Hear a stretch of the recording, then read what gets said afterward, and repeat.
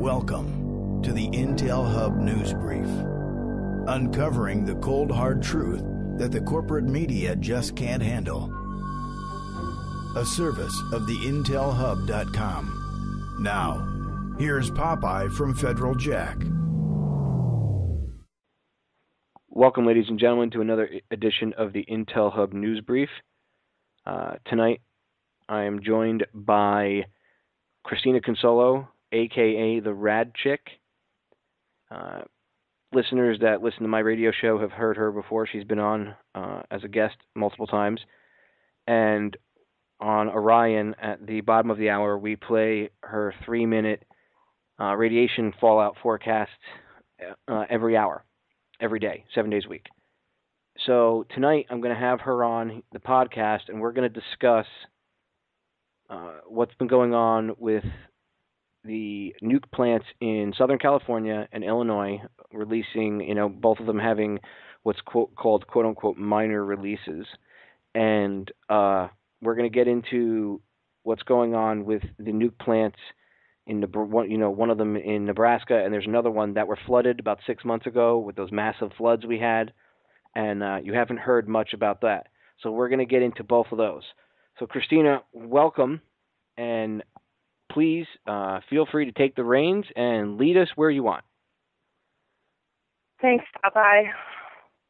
Yeah, it was kind of interesting because I noticed two mornings ago that the sunrise was yellow and pink and orange, and it's very unusual to have yellow in the sky. In fact, it's usually an indication of volcanic activity. But in this case, I found out a couple hours later that there was a plant that I'm directly downwind from that was venting radioactive steam after a cooling system failure and what turned out to be some broken pipes in the turbine room also. And this was in Byron, Illinois, which is just northwest of Chicago.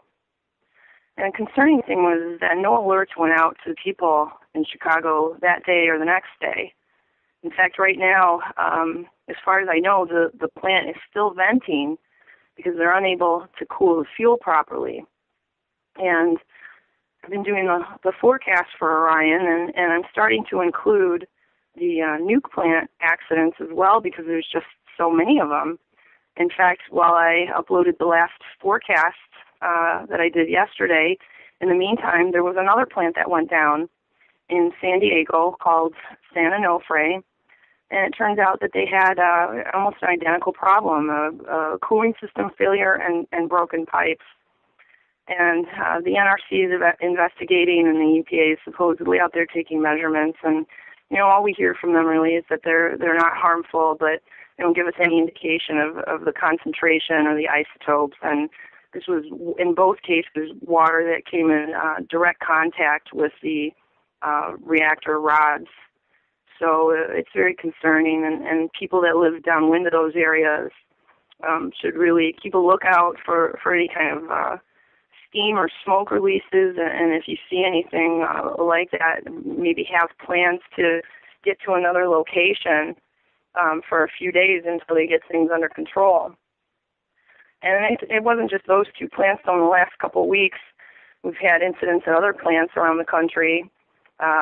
Brunswick in South Carolina had a problem and almost had a meltdown because someone didn't tighten the reactor cap on properly after they serviced the reactor and changed out the rods. And there's a whole story behind that, and just knowing how particular they are in terms of going through these processes because they're so important to be done properly. I really can't understand for the life of me how that even happened. And there was another East Coast plant that had a fire near the spent fuel pool on a catwalk about a week ago.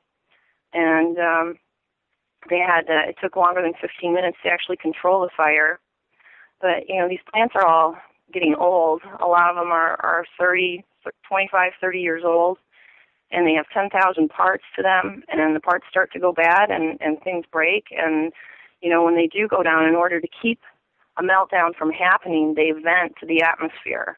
And that's pretty routine, just in normal operating procedures, let alone when you have a problem, especially a problem where the fuel can't be cooled properly. So it's very concerning, and there's a lot of research that's been done to the populations and the childhood cancers and autism that occurs around these plants. The releases that they do continuously are definitely affecting people's health.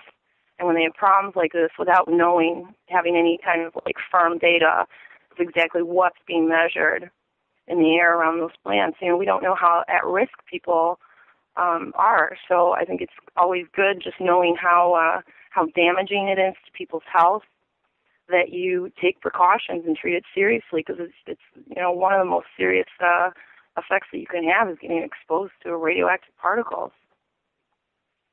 Yeah, because once you're exposed to hot particles, that's it, right? Well, yeah, and in fact, even just inhaling one hot particle can give you lung cancer, and that's an adult. The EPA bases a lot of their tables on, what's an acceptable exposure rate based on a person that weighs 70 pounds. And for little kids, because of their size, because of the fact that they have so much cell division going on in their bodies, they're actually 20 to 100 times more susceptible to radiation exposure. And fetuses, pregnant women, their fetuses are 1,000 times more susceptible because of the rapid division of cells that's occurring. So it's very concerning, and those groups, those segments of the population should at the very least be warned to take precautions.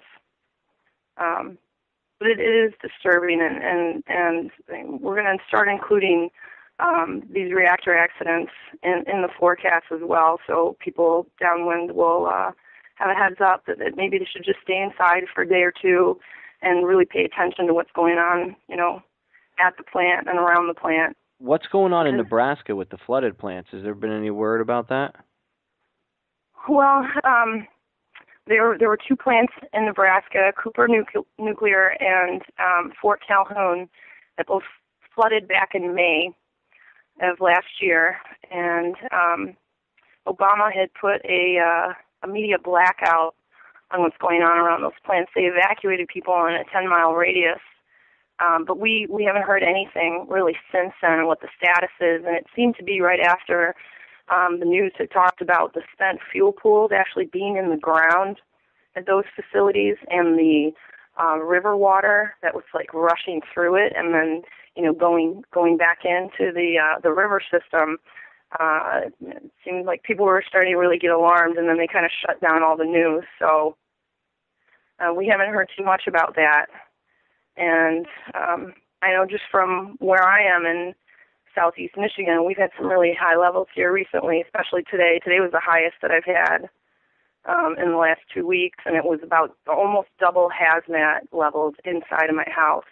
And it was sunny. It was actually sunny, but I'm directly downwind from the Illinois plant that's having problems right now, and essentially the Nebraska plants as well. So we really don't know, is it coming from Fukushima or is it coming from someplace close by? And that's the scary part is, some people think, well, Fukushima was in Japan, I don't have to worry. Well, okay, that's not true, but even if that were true, what about all the plants that are leaking here in the country, okay? If you don't want to worry about Fukushima, then perhaps you should worry about that. Christina, how can people mitigate their exposure to radiation? What ways do you know of that they can at least somewhat mitigate their exposure? People can mitigate their exposure by basically taking better care of their health and eating whole foods and instead of processed foods or fast foods to keep your cells healthy and to allow your cells to repair any of the damage that's done, because your body has an amazing ability to repair a lot of the damage that can happen from radiation exposure. And the problem is, even the levels, even if they're minuscule, when they're coming at you in your tap water and in the air and possibly in the food that you're eating, and this is happening day after day after day after day, it builds up, and there aren't even tables that deal with that kind of exposure. If you make small changes in your daily life and pay attention to what you're putting in your body for the long term, since this is a threat that's going to be with us potentially forever.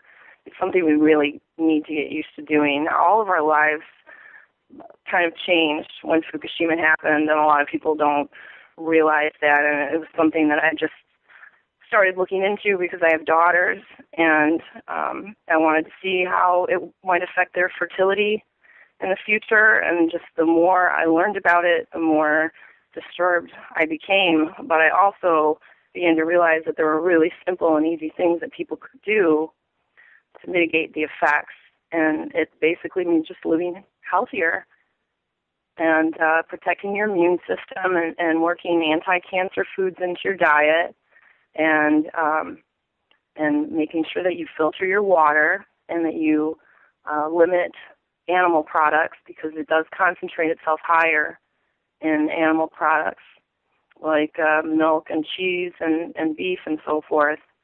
So eat more plants and cut back on your dairy, and just take a much bigger interest in your health. There's many different supplements that you can take. Also, things like seaweed have been known to have very protective effects, although you want to make sure you're not buying seaweed from Japan. I would look into getting North Atlantic, Norwegian seaweed. And the people that lived around Hiroshima and Nagasaki that ate miso soup every day actually had a lower incidence of cancer than in other parts of Japan. It has very protective effects, and you just need to look into some of those foods, start working as many of them into your diet as possible.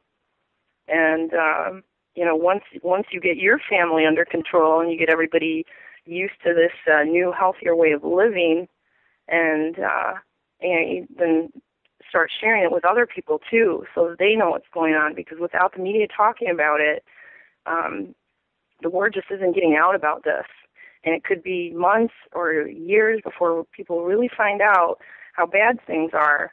And if you look at just the effects of what happened to people around Chernobyl, then we've got a big problem, and you multiply that by many, many, many times. And some researchers have said, I've heard, how many Chernobyls is it in relation to Fukushima, and the highest number I heard is between 300 to 1,000 times worse than Chernobyl. And so I actually worked on some math problems for a couple weeks, and I actually came out with a number that was more like 1,029 times worse than Chernobyl, and that was based on the amount of fuel that was on site. So we've got big problems, and in addition to that, we don't always know what the status is of plants around here. We don't get numbers from the EPA like we should. The EPA should be all over the Illinois site right now, finding out what the levels are, especially since that air is blowing right into Chicago and then throughout the rest of the Midwest.